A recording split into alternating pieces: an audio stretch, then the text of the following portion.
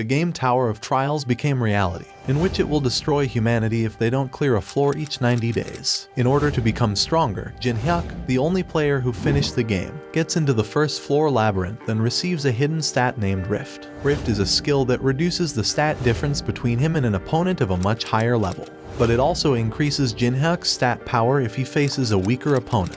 He tried several methods inside the game, but this was the only way he could find to challenge the upper levels. Here in the labyrinth, he just has to dodge the Minotaur's attacks to improve his Rift stats until full mastery, and so on. He starts to dodge every strike that Minotaur throws at him. After a while, the labyrinth changes again, and the Minotaur gets into another side of the wall. Seeing this, Jinhyuk decides to rest, and tells the others that the luminescent moth dust he touched earlier attracts the Minotaur, so he'll keep chasing them.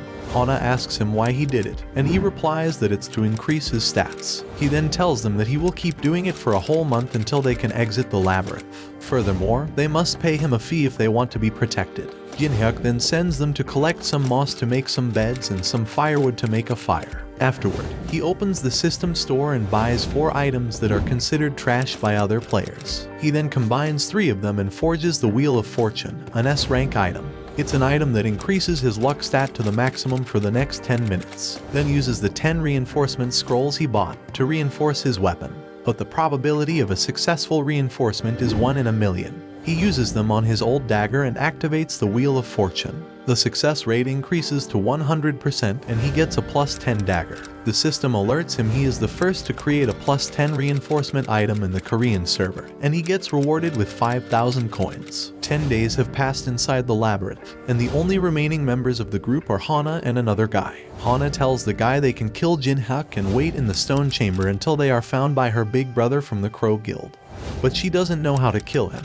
The guy gets up and tries to kill Jinhyuk by hitting a stone on his head, but Hana stops and says that Jinhyuk's reaction speed is monstrous and they have no chance of winning, even if he's asleep. She then tells him that her brother has given her a deadly poison that can kill 100 trolls with 1 drop. Jinhyuk wakes up, and they decide to eat their usual meal, roasted moss and mushrooms. Jinhyuk eats the mushrooms, but he appears to be alright. Suddenly, the other guy falls and dies on the spot. Jinhyuk tells Hana that he already knew about the poison, so he exchanged his plate with the other guy. The Minotaur suddenly appears. Hana gets scared and asks Jinhyuk for protection. The system alerts him that he completed the 240-hour requirement to copy her skill, and he gets her skill commune. Jinhyuk tells her to protect herself and engages the Minotaur with his new dagger and fire skills. The Minotaur gets infuriated by the damage and activates his level 10 Berserker skill. This skill increases the Minotaur's attack speed, power, movement speed, and intelligence by 30% for the next 5 minutes, also making it able to speak. The Minotaur tells Jinhyuk he will kill him so he can never enter the labyrinth again. They start fighting, but Jinhyuk stops dodging and starts to redirect the force of the attack. Hana is shocked by Jinhyuk's monstrous strength and more amazed when she sees him laughing in that situation. He always hated reality, because no matter what he did, he always felt stagnated and powerless. But this time is different. He can truly feel the growth and how the world responds to him. The 5 minutes quickly pass and the Minotaur is suspended for 24 hours as a backlash of the Berserker skill. Jinhyuk checks his Rift stat proficiency, which is 57. This closes the gap against someone who's 19 levels higher than him, but he still wants to use the remaining 20 days to reach the 100 points. The 20 days quickly pass by and Jinhyuk finally gets to 100 in his Rift stats. He then punches the Minotaur and kills the Minotaur in 1 hit. Jinhyuk asks Hana if she wants to be an intern at his veteran company, and Hana immediately agrees after looking at his threatening face. Jinhyuk asks how can she help the company. Hana tells him she will give him the Braham's ring, and he hires her after confirming with his skill that she isn't lying. The Braham's ring is an item found in the first floor that increases the wearer's movement speed, magic resistance, and can even suppress the monster's magic power. Afterward, Jinhyuk combines the commune and fire skills to make the Brand of Tribulation skill, a slave mark that forces someone to obey his orders. He quickly puts his hand on her face and leaves the mark before exiting.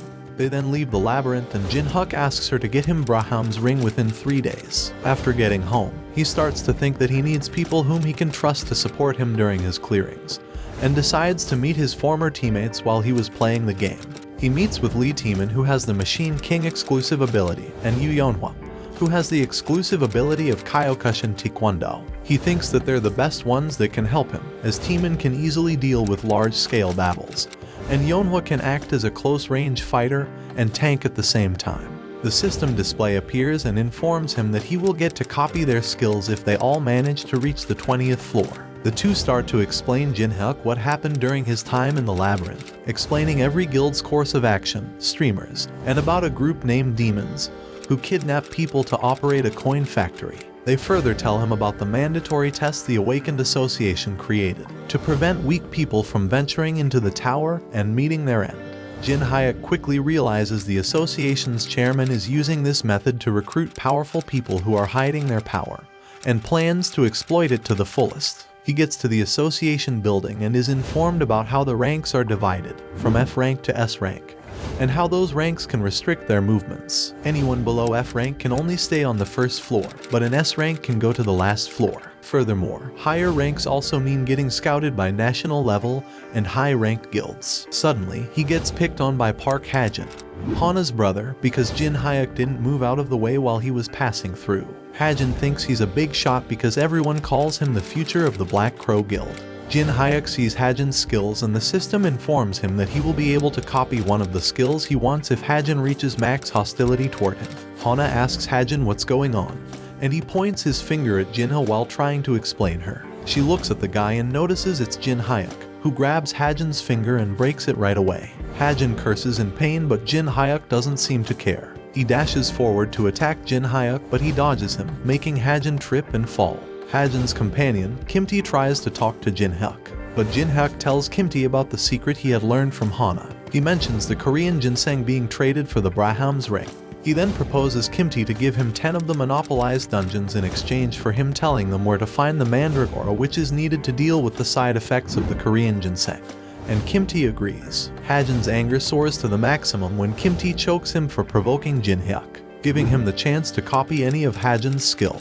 He chooses shallow breathing, which allows the owner to control his breathing and heartbeat rate. Then he goes ahead to take the test necessary for climbing the tower. On getting to the test lab, the instructor explains to him that he is to strike one of the magic stones in the room to measure his potential and determine his rank. He chooses the mid-grade magic stone, a more difficult option when compared to the low-grade stones with his dagger. He slashes it into 2 in one go. The instructor is dumbfounded because he never saw someone break a stone before. Jinhyuk is placed in the S rank, but he tells the instructor to wait for a week before reporting it to his superiors. Just as she promised, Hana gives Jinhyuk Braham's ring, and he goes off to take the second test. The requirement of this second test is to clear a dungeon, and the dungeon Jinhyuk is going to clear has never been cleared before. This dungeon is called the Hall of the Depraved. Jinhyuk is temporarily assigned as an F rank and registers as a porter to get into the ruins. Their mission is easy: defeat the boss monster in the deepest part of the ruins and reclaim the throne. Before entering the ruins, Jinhyuk receives an announcement from the system. The system will offer him more perks for being the only player to finish the Tower of Trials when it was a game. He gets plus 10 stats in luck and adaptive stat, cold heart status, enabling him to keep his composure during critical and tense moments, and another passive skill named Monopoly, which gives him the best possible loot if he clears dungeons solo. The raid team and porters quickly enter the ruins led by Sun Chinhua. Jinhyuk cannot fight as a porter, and is tasked to give water and ice to the Europeans who also join to raid with the group. He quickly uses his commune skill to befriend Teresa de Laurentia, one of the most famous players in Europe. Upon using his Eye of Truth, he finds out that he needs to save her from a dangerous situation if he wants to copy her exclusive skill, Blessing of the Star. Suddenly, they're informed that the ruins are aware of the raid presence and it will release the Guardians within 10 minutes. The leader still decides to fight instead of running, and everyone prepares to fight the Guardians. The raid leader decides to abandon the solo players because he thinks they cannot follow tactical instructions, and Teresa is forced to run and save them while using her Sign of the Cross skill, burning all of the Guardians surrounding the solo players. She notices 2 Guardians get past the guild members heading toward the porter location and runs to save them. At that same moment, one of the Guardians is already trying to take one of the porters down, but Jinhyuk defeats it by setting it on fire. Jinhyuk then moves toward the porter to help him get up, but Teresa arrives and notices him holding his dagger. She quickly pulls the porter away from him, thinking he's the reason why the Guardians were alerted of their raid. She claims that she will arrest him and tries to attack him,